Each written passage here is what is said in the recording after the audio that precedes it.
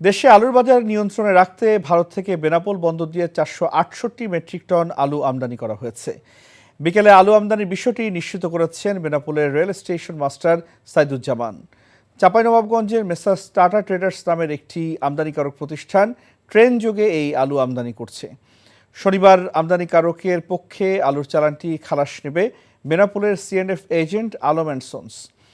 রাজস্ব পরিশোধ এবং কাস্টমস ও রেল স্টেশনের কার্যক্রম সম্পন্নের পর বেনাপোল বন্দর অথবা নওয়াপাড়ায় আলুগুলো আনলোড করা হবে। পরে নওয়াপাড়া থেকে আলুগুলো ঢাকা এবং চট্টগ্রাম সহ দেশের বিভিন্ন এলাকায় পাঠানো হবে।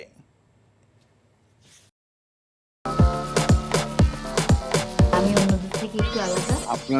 আমার অনেক পছন্দ, মানে আমি তোমার ছাড়া কাউরে কোনোদিন ভালোবাসি নাই। এই পুকুরটা তোমাকে লিজ নেওয়ার ব্যবস্থা করে দেবো।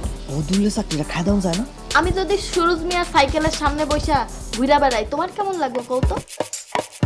তুমি তোমার স্বামীর নিয়ে এত আহ্লাদ করতেছো, আর ওইদিকে বলে আমার সকাল হয় না, রাইতের আন্ধার হয়। এক রিকশায় গা সিপকায় বইসা হাসতে হাসতে কই জানা যাইতেছে। দুনিয়ার এত মানুষ রাইখা এই বেডি তোমার মধ্যে কি পাইছে কৌতো? আর তোমার চোখে আমি শুধু তোমারে চাই।